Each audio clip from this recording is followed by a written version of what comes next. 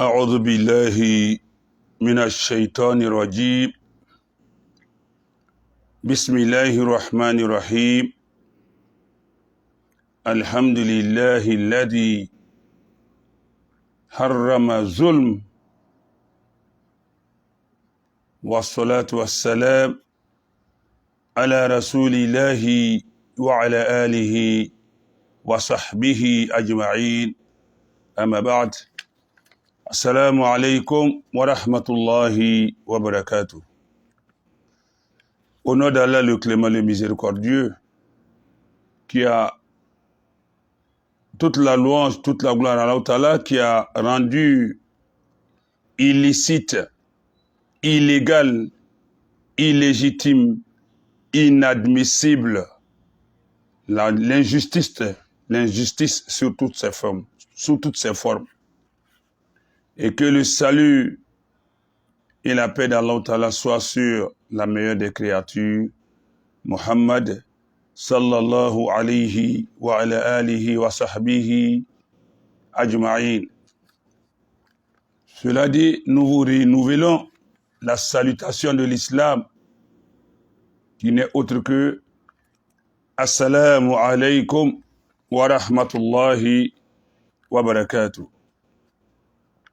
Chers frères et sœurs, chers parents, chères communautés, chers fidèles,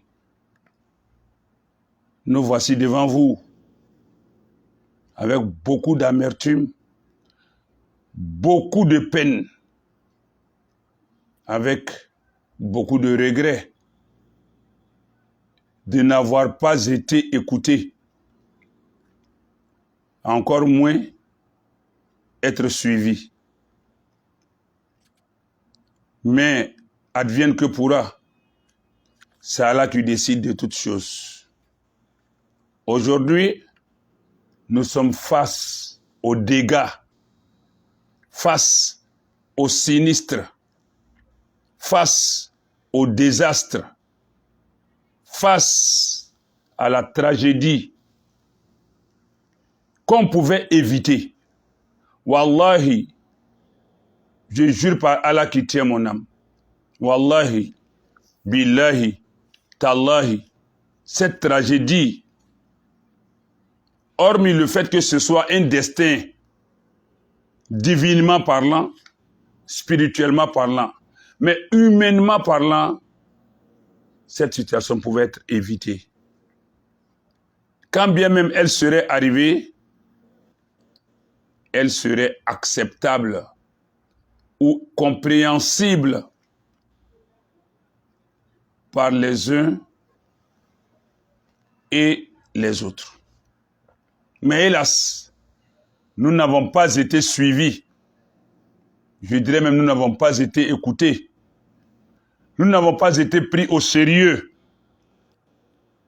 C'est vrai qu'en son temps, nous avons parlé du côté privé, parce que c'est ça qui nous préoccupait.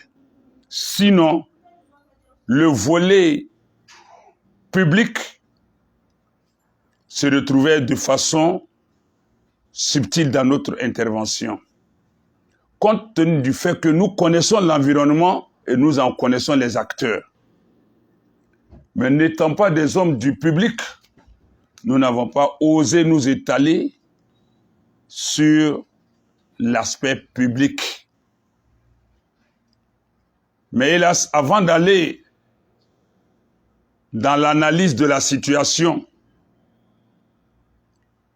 pour en arriver à la conclusion, nous tenons dans un premier temps à exprimer notre compassion, notre consolation, notre réconfort aux victimes. Oui, il y a des victimes qui ont été faites. Oui, il y a des victimes. Et il va falloir, Inch'Allah Ta'ala, passer à la réparation. Mais comme je le dis, nous exprimons toute notre compassion. Nous partageons avec nos parents, nos pères, nos mères, nos frères, nos sœurs, nos proches qui n'ont pas pu effectuer le voyage tant désiré, le voyage qui n'est à nul autre pareil, qui n'ont pas pu venir sur la terre sainte d'Allah Ta'ala. C'est la volonté d'Allah. Mais aussi, il y a l'erreur humaine. Il y a la mauvaise foi humaine.